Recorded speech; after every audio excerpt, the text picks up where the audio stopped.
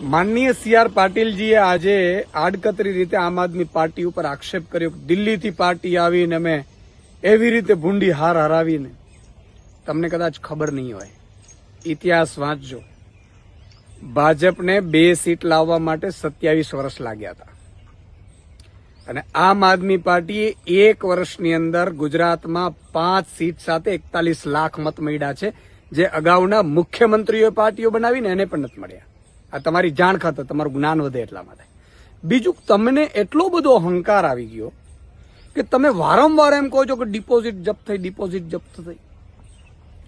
તમારી ડિપોઝિટો પંજાબમાં કેરેલામાં કેવી રહી છે ને એ આખું ભારત જાણે છે.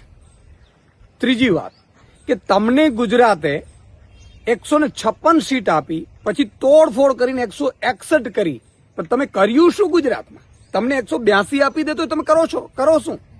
એ જ તોડ, એ જ બ્રિજમાં કૌભાંડો, એ જ ખેડૂતોને પાયમાલ કરવાનું, બેરોજગાર ઉપર લાઠીચાર્જ કરવાની, અને જે લોકો નોકરી માંગે એને ધમકીઓ આપવાની, અને પોલીસથી એને માર મરાવવાનો, ખોટી એફઆઈઆરો કરવાની. આ જ ધંધો કરો તમે. બીજું, દીકરીઓ પર બળાત્કારો કરો, બળાત્કાર જેના ઉપર થાય એને ફરિયાદ ન લખાય, હત્યાઓ થાય. આ જ કરશો ને તમે ગુજરાતમાં 182 આવે તો.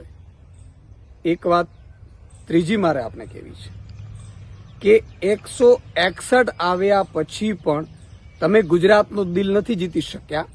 આમ આદમી પાર્ટી 1 સીટ પાછી પેટા ચૂંટણી જીતી અને આખા ગુજરાતના 7 કરોડ નાગરિકો આમ આદમી પાર્ટીની જીત